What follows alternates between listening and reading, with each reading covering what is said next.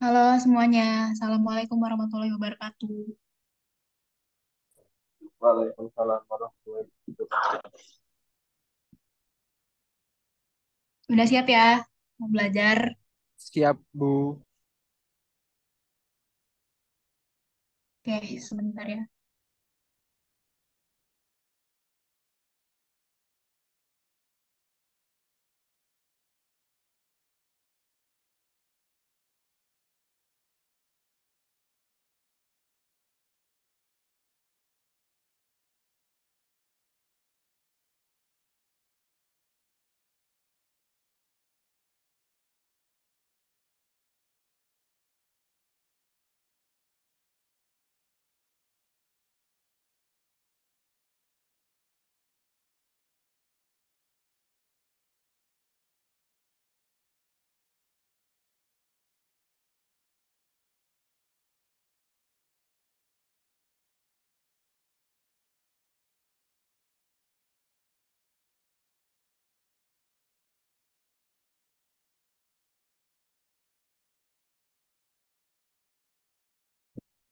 Ya, sebelum kita masuk ke materi, marilah berdoa menurut agama dan kepercayaan masing-masing. Berdoa mulai.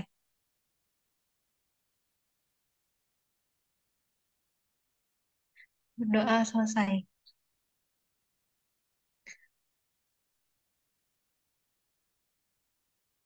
Hmm,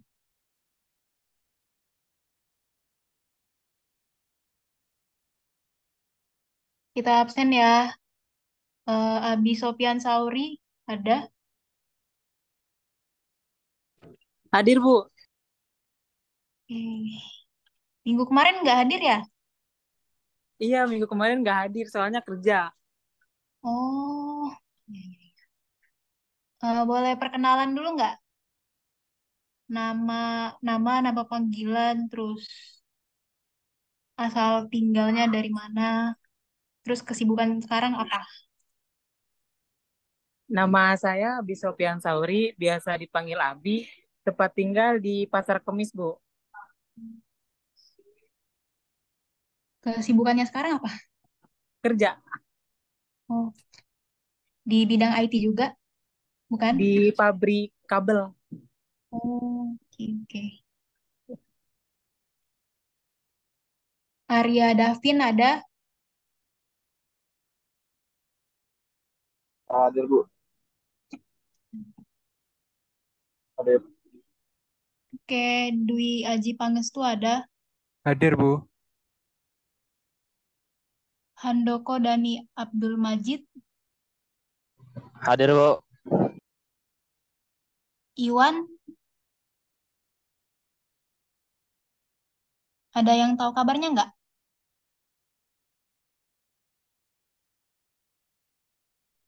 Kurang tahu, Bu. Ada yang tinggal, Bu. Saudaranya, Bu. Saya kalian itu saya. Oh, kalau minggu kemarin kenapa ya nggak hadir?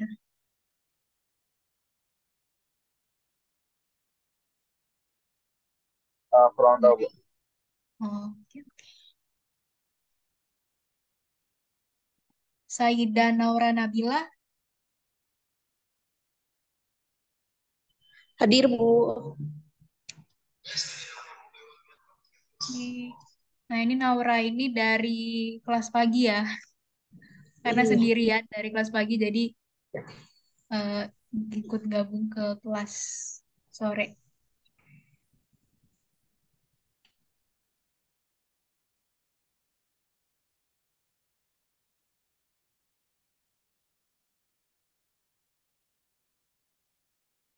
Oke.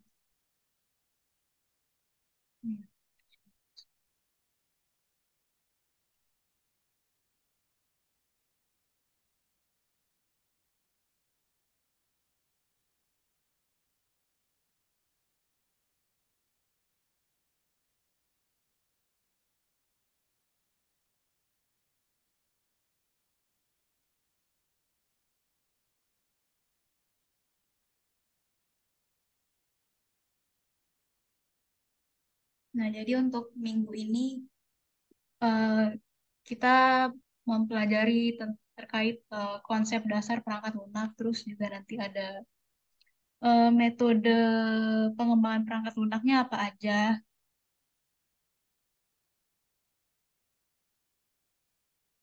Nah, jadi apa itu perangkat lunak atau software? Jadi menurut Pressman, perangkat lunak adalah yang pertama yaitu perintah atau program komputer yang bila dieksekusi memberikan fungsi dan unit kerja seperti yang diinginkan. Kemudian perangkat lunak juga merupakan struktur data yang memungkinkan program memanipulasi informasi secara proporsional.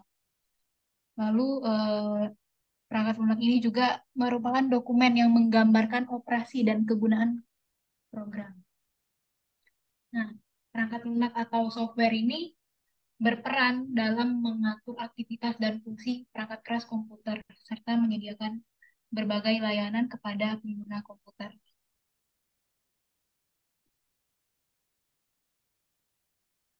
Nah, jadi menurut Pressman itu ada beberapa kategori-kategori perangkat lunak. Yang pertama itu sistem software atau sistem perangkat lunak, di mana sistem software ini bertanggung jawab atas pengelolaan dan pengoperasian perangkat keras komputer. Ini juga mencakup sistem operasi, driver perangkat keras, perangkat lunak utilitas, dan sebagainya. Nah, contoh sistem operasi itu tadi seperti Windows, Mac OS, dan Linux yang sering kita dengar ya.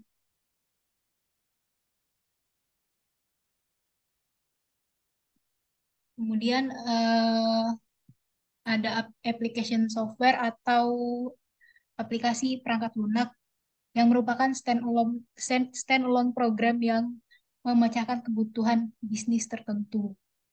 Jadi perangkat lunak aplikasi ini digunakan untuk mengontrol fungsi bisnis secara real time. Misalnya memproses transaksi di tempat penjualan, kemudian mengatur proses manufaktur secara real time. Nah, ada yang tahu apa aja contoh sistem, maksudnya aplikasi perangkat lunak yang bisa jawab saya kasih plus tambahan nilai.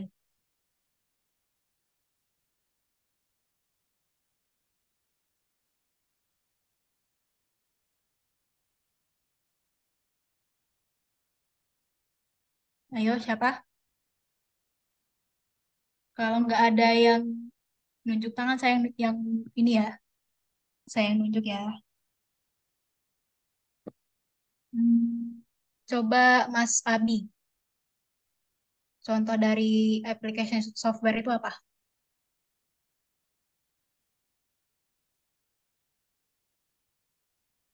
Halo,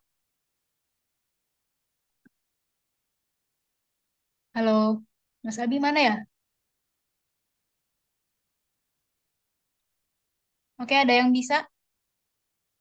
Mas Arya, coba. Untuk aplikasi software, contohnya seperti aplikasi yang kita gunakan gitu. Dan juga aplikasi lainnya yang ada di Play Store maupun dari desktop. Gitu.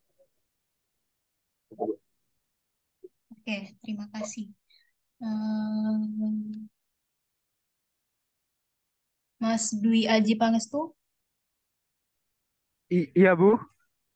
ya, boleh sebutkan apa aja contoh perangkat lunak aplikasi yang diketahui aja? Mungkin seperti ya mungkin yang sering dipakai tuh seperti Microsoft Office, seperti POS gitu sih Bu. Kalau yang aplikasi aplikasi yang lumrah gitu sih mungkin aplikasi seperti Instagram itu juga Mm-mm. berbasis mobile Android ataupun iOS gitu sih Bu. Itu sih Bu Iya, mungkin. oke. Naura, apa aja contohnya? Untuk contohnya Photoshop, Mm-mm. terus kalau lebih seringnya di Microsoft kayak Word, Excel, terus Oke, PowerPoint tapi baik. sering digunakan. Nah, itu jadi tadi beberapa contoh aplikasi software ya.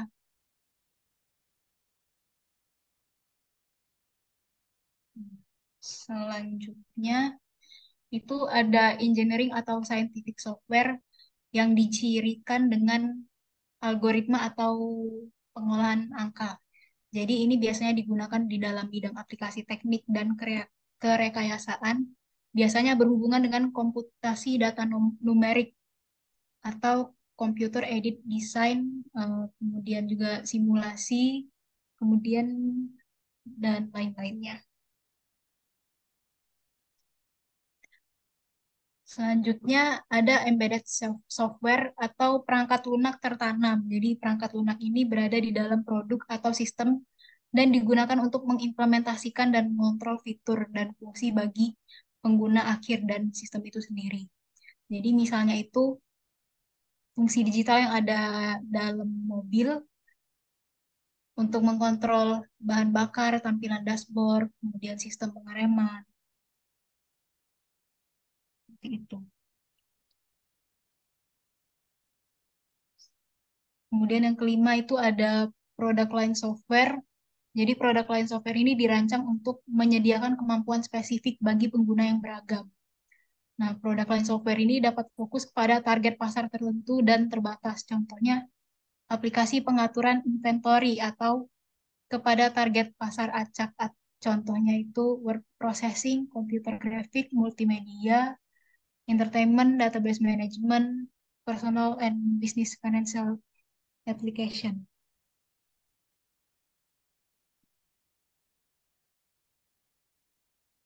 Nah, selanjutnya itu yang kelima ada web application atau yang biasa disingkat dengan web apps yang dapat berupa kumpulan file hypertext yang menampilkan informasi menggunakan teks dan grafik yang terbatas eh, dan diakses menggunakan internet ya.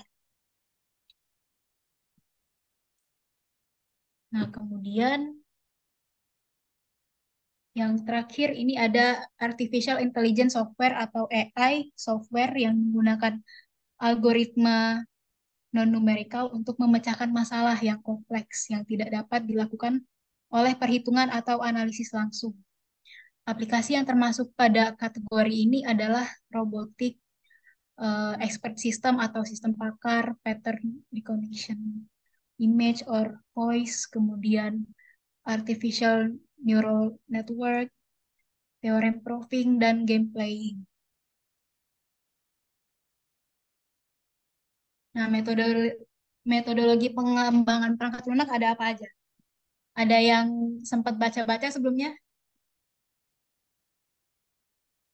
Teman-teman ada yang baca sebelumnya?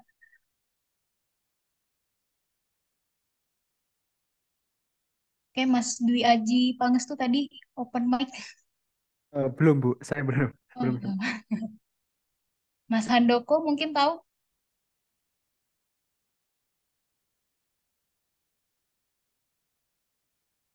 Halo, ada orang yang enggak ya? Oke. Bu, maaf, saya masih di jalan Mbak pulang. Jadi Oh iya. kemungkinan belum bisa interaksi. Oke, Tapi oke. Hati-hati saya di belum jalan. baca juga sih Bu modulnya. Oh, oke, hati-hati di jalan ya.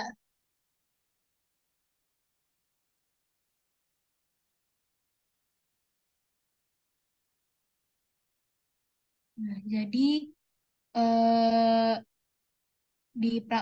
di perangkat lunak itu ada siklus hidupnya. Jadi siklus hidup pengembangan perangkat lunak.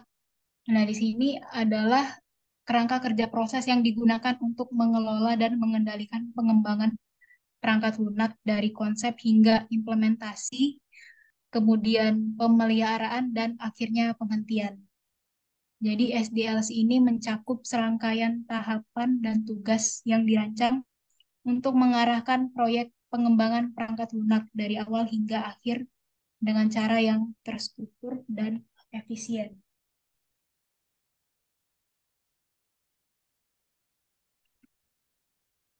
Nah, di SDLC ini ada beberapa di pendekatan SDLC ini ada beberapa model pengembangan ya. Teman-teman ada yang tahu apa? Mungkin seperti waterfall dan lain-lain gitu ya Bu, atau Ya, betul. Itu waterfall termasuk ya. Terus ada yang tahu lagi? Mas Abi, tahu?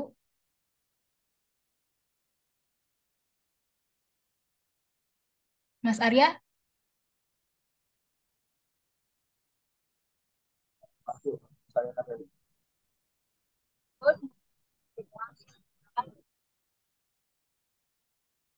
Oke. Jadi ada di pendekatan SDLC ini ada beberapa model pengembangan.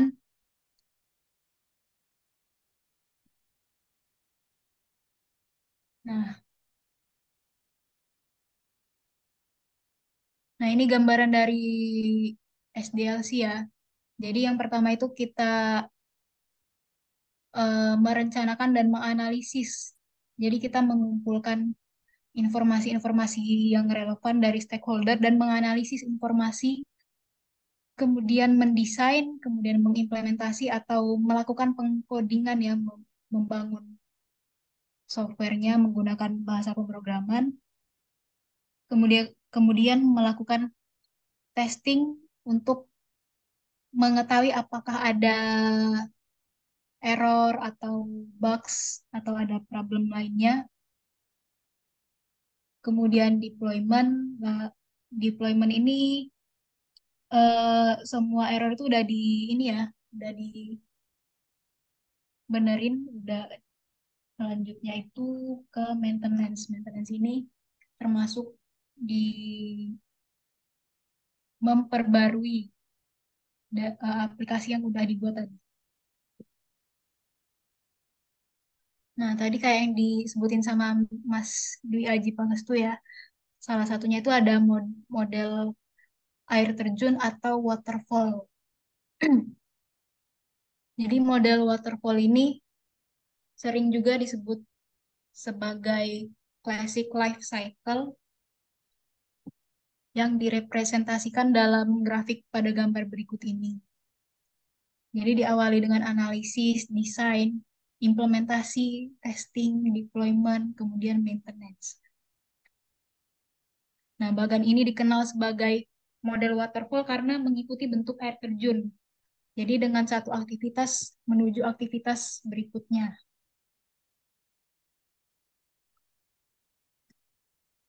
Selanjutnya model spiral atau model Bohm. Jadi model ini mengadaptasi dua model perangkat lunak yang ada, yaitu model prototyping dan dengan pengulangannya dan model waterfall dengan pengendalian dan sistematikanya.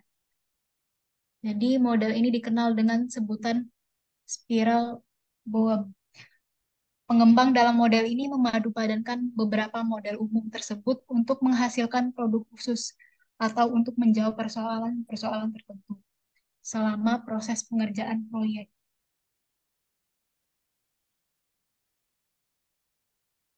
Oke, Mas Abi hati-hati di jalan ya.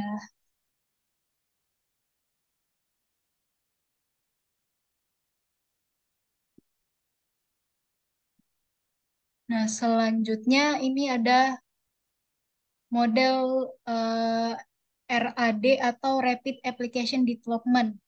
Jadi model ini merupakan sebuah model proses pengembangan perangkat lunak sekuensial linier yang menekankan siklus perkembangan yang sangat pendek, kira-kira 60 sampai 90 hari.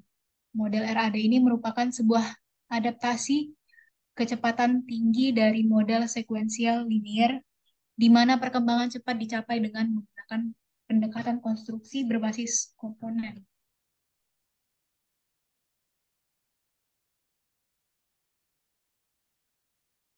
Nah, beberapa kelebihan dari RAD ini yaitu lebih efektif dibandingkan model waterfall atau sequential linear dalam menghasilkan sistem yang memenuhi kebutuhan langsung dari pelanggan. Cocok untuk proyek yang memerlukan waktu yang singkat. Kemudian model ini mengikuti tahap pengembangan sistem seperti pada umumnya, tetapi mempunyai kemampuan untuk menggunakan kembali komponen yang ada, sehingga pengembang tidak perlu membuatnya dari awal lagi, sehingga waktu pengembangan menjadi lebih singkat dan efisien.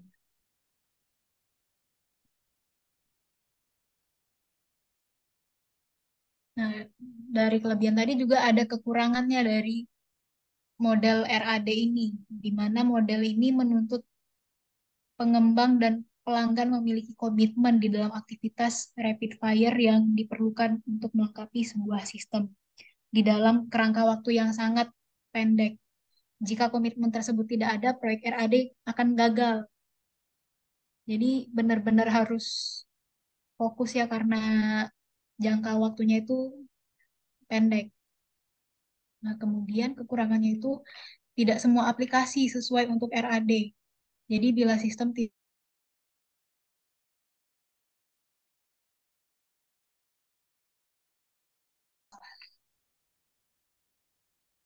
Nah, kemudian RAD tidak cocok digunakan untuk sistem yang mempunyai resiko teknik yang tinggi.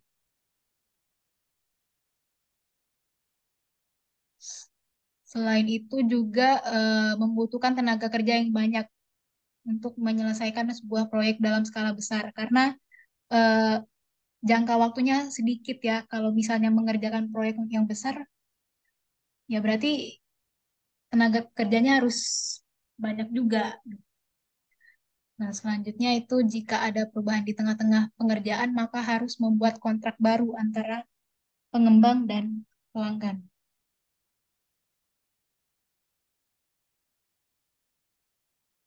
Nah, selanjutnya ini ada model agile namanya. Model agile ini merupakan model pengembangan jangka pendek yang memerlukan adaptasi cepat dan pengembangan terhadap perubahan dalam bentuk apapun.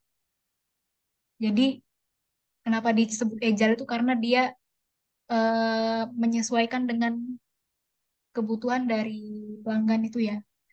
Jadi di model agile ini interaksi antar personal lebih penting daripada proses dan alat.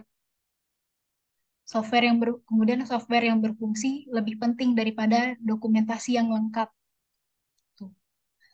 Selanjutnya kolaborasi dengan klien lebih penting daripada negosiasi kontrak dan sikap tanggap lebih penting daripada mengikuti rencana atau plan. Jadi model agile ini pengembangan jangka pendek yang terus menyesuaikan dengan kebutuhan dari kliennya tadi.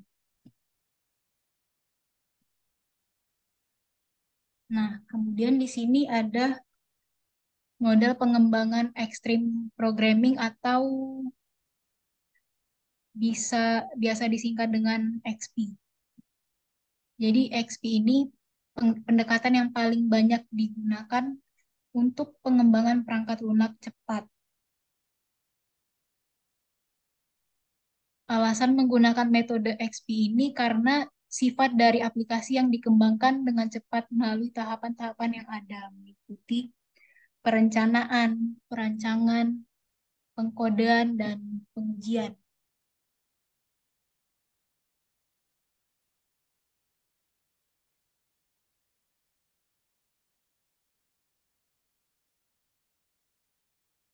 Nah, eh, jadi sebenarnya masih banyak ya model-model pengembangan perangkat lunak yang pendekatan SDLC ini yang masih belum saya sebutkan. Jadi eh, ini sekilas untuk misal tugas untuk minggu depan. Jadi nanti masing-masing siswa mereview satu jurnal terkait model pengembangan perangkat lunak. Nah, nanti di review kemudian eh,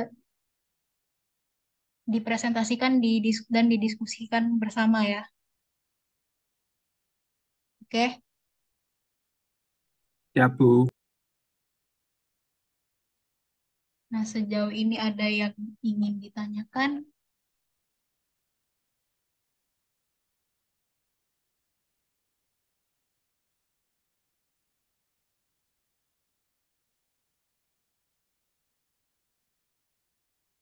Yang harus ada dalam reviewnya apa aja? yang harus ada dalam reviewnya itu eh, permasalahan dari paper yang direview itu apa permasalahannya. Kemudian tujuan dari tujuannya apa. Selanjutnya yang digunakan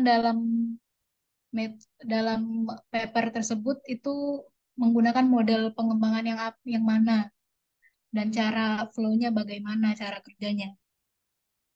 Nah, selanjutnya hasil dari penerapan model pengembangan itu apa, kemudian kesimpulannya.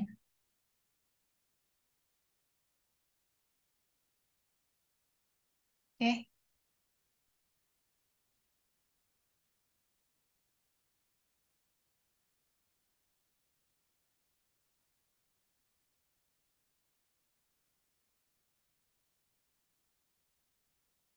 ada yang ingin bertanya lagi?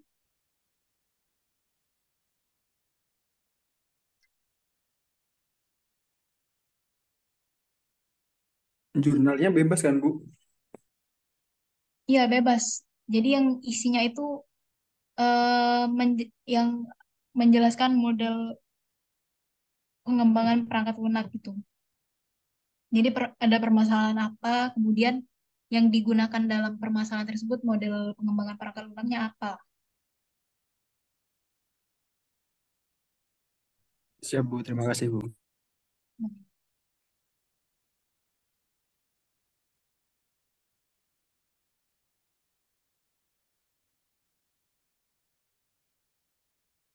Ada lagi yang ingin bertanya? Bu mau tanya Bu, setiap aplikasi atau bahan lunak itu perlu menggunakan URD atau SRS nggak, Bu? Kayak software, development dan segala macam. Gimana? Nah, suaranya agak Oh, kresek-kresek. bener ya Bu. Atau di chat, boleh di chat. Eh, untuk biasanya kan aplikasi atau kayak software itu perlu yang namanya IRD atau SRS ya Bu. Kayak software recruitment development atau apanya ya Bu. Ya. Heeh.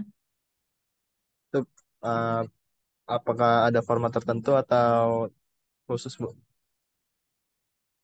Untuk review jurnalnya ya. Iya Bu.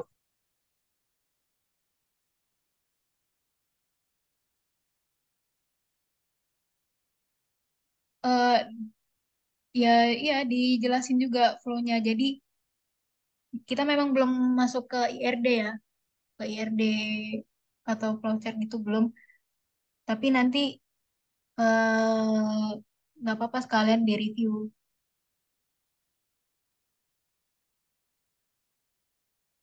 Oke, ada yang ingin bertanya lagi terkait materi?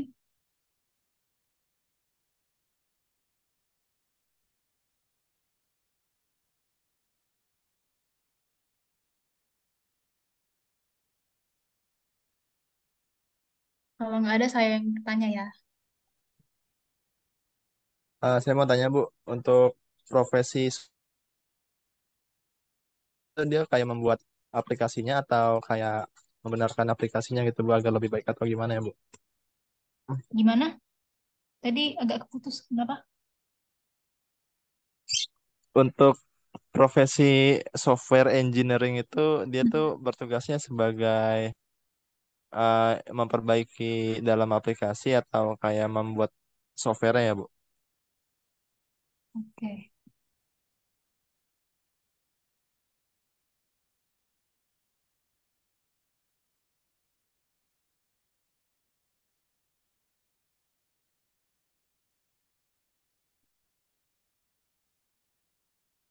Jadi kalau software engineer itu berperan sebagai apa ya?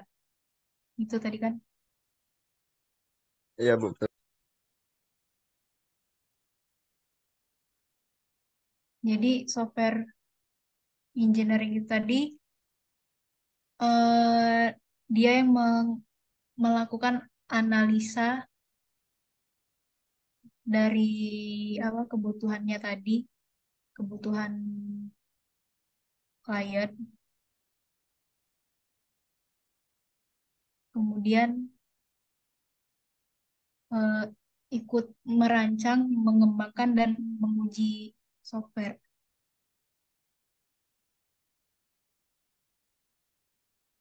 Jadi dia eh, selalu ikut dari awal pengembangan software sampai ke akhir.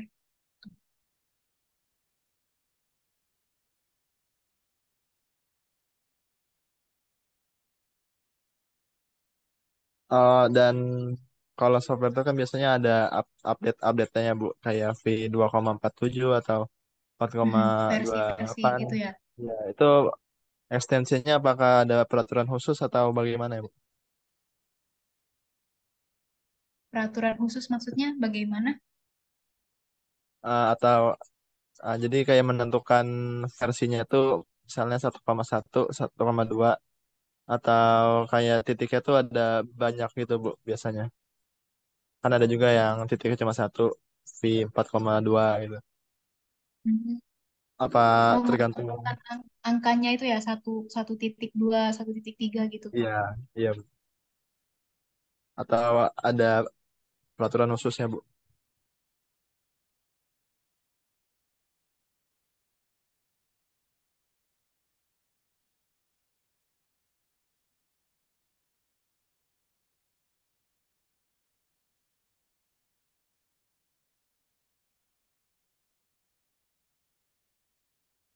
Kalau menurut saya ya, karena sebetulnya saya juga belum pernah apa ya maksudnya terjun kayak ke manajemen proyek software gitu.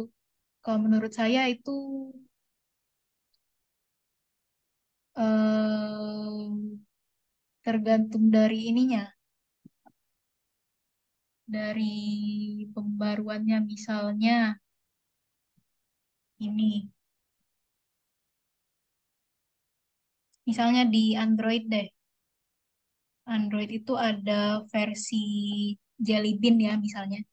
Saya lupa Jelly Bean itu keberapa ya?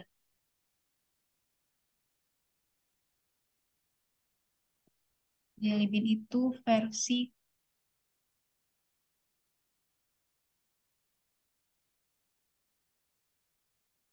4, versi keempat. Jadi ya untuk misalnya 4.1 itu versi awal dari Jelly Bean, terus misalnya ada tambahan lagi atau perubahan lagi dari UI-nya itu berubah lagi jadi versi 4.2 gitu. Atau mungkin ada teman-teman yang pernah terjun langsung ke projectnya yang bisa menjawab. Mas Dwi biasanya Bu. Nah, coba Mas Dwi. Mas dari ada-ada aja ini. Ya, Eh, gimana Mas? Biasanya sih kalau itu tergantung perusahaan aja sih Bu. Sebenarnya kalau setahu Hmm, saya. Misalkan di bank itu ada formatnya sendiri. Misal aplikasinya itu mm, aplikasi yang pertama. Jadi yang huruf depan itu aplikasi yang keberapa. Yang ke di belakangnya titiknya itu biasanya tuh update-nya apa. Terus yang biasanya yang titik tiga ke belakangnya itu misalnya itu generasi berapa dari si vendornya itu sih Bu. Jadi tiap mm, versi itu biasanya beda-beda sih. Ada yang langsung shortcut langsung 2.1, ada yang langsung 2.1.3 mm. titik berapa gitu. Itu tergantung bisnis analis aja sih Bu sebenarnya sama peraturan dari instansinya gitu sih Bu. Setahu saya gitu sih Bu yang saya alami. Berarti kurang lebih penjelasan saya tadi mirip-mirip gitu ya. Iya benar Bu. Benar. Oh, Mas Dwi Aji ini ya di apa kayak kerja di bidang IT gitu ya? Saya sekarang tuh posisi mobile developer di salah satu instansi Eh, di mana? di Bank Bukopin sekarang. Oh, Bang Pupin. Oke, thanks ilmu barunya ya. Dia Terus bersama-sama. ada lagi kah?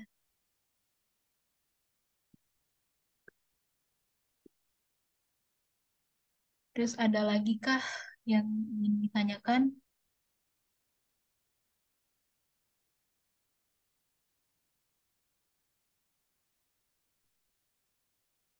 Maaf, oh, untuk deadline-nya tadi itu dikumpulkan di e-learning atau di mana, Bu? Nah, itu nanti saya buatkan di e-learning ya tempat ngumpulnya. Jadi ngumpulnya minggu depan, jadi Jumat depan. Nanti deadline-nya kira-kira jam 4 sore. 4 sore tanggal 20 ya. Saya bikin deadline-nya. Oke? Siap, Bu, siap. Makasih, Bu. Oke, sama-sama. Untuk jurnalnya itu bisa mengambil dari proyek jurnal lain nggak Bu? Atau khusus sendiri? Iya, project jurnal lain. Jadi kalian nge-review jurnal orang yang pernah menerapkan model-model pengembangan perangkat lunak yang ini. Oh baik Bu, baik. Oke, giliran saya yang nanya ya.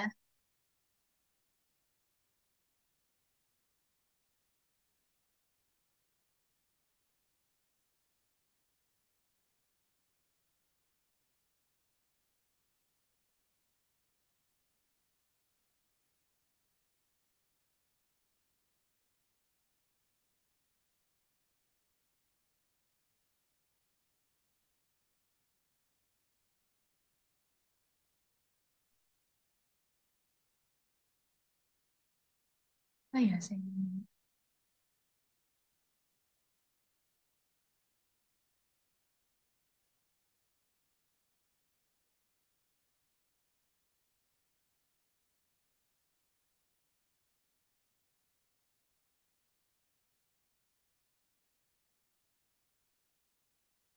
Nah, dari beberapa model pengembangan yang udah saya sebutin tadi, yang menurut kalian yang lebih apa ya, yang mungkin lebih nyaman digunakan gitu, dan dari hasilnya juga bagus, terus dari prosesnya juga mungkin tidak terlalu ribet atau lebih jelas detailnya. Kira-kira apa di antara model-model yang sudah saya sebutkan? Menurut kalian aja, menurut teman-teman apa?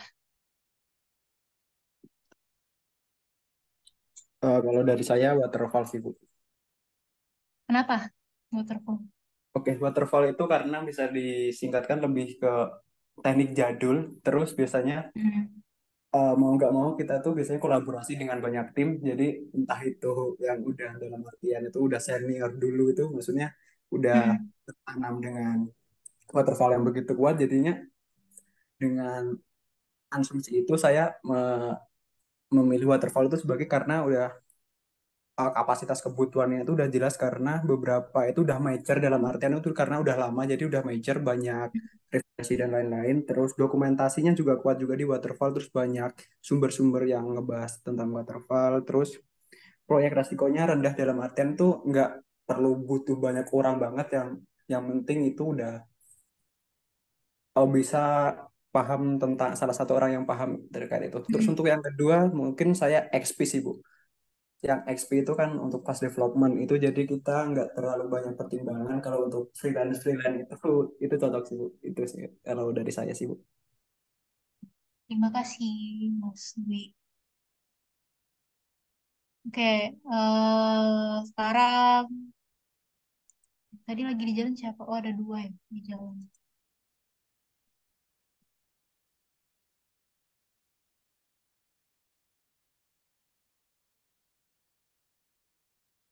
Oke, Naura, Naura ada? Ya, Bu. Nah, menurut Naura apa aja di antara model-model yang udah saya sebutkan tadi yang mungkin lebih nyaman digunakan dari segi waktu, terus resiko, dan yang lebih jelas gitu. Menurut Naura aja. Wah, Terus sebentar ya, Bu ya.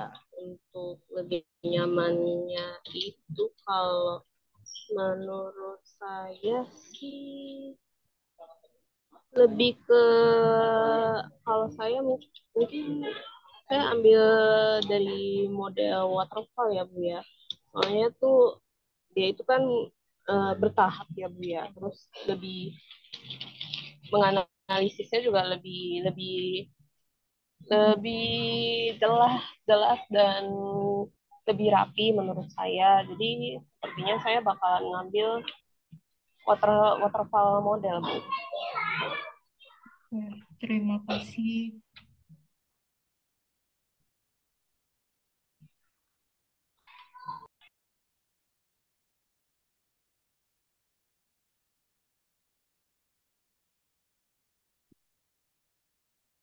Kalau menurut Mas Arya apa?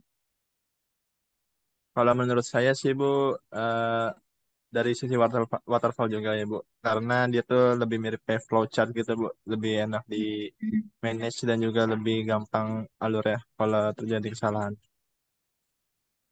Gitu sih Bu. Oke, baik. Terima kasih. Nah, kita break maghrib dulu ya. Baik Bu. Nanti balik lagi 30 menit lagi. Jam, jam berapa tuh kalau 30 menit lagi? Kita break 30 menit. Jam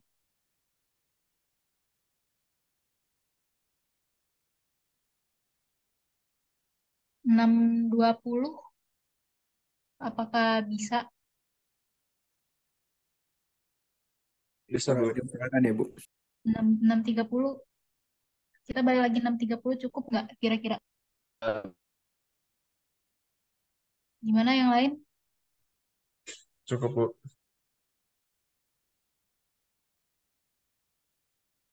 Boleh Bu. Kita break dulu ya, break maghrib.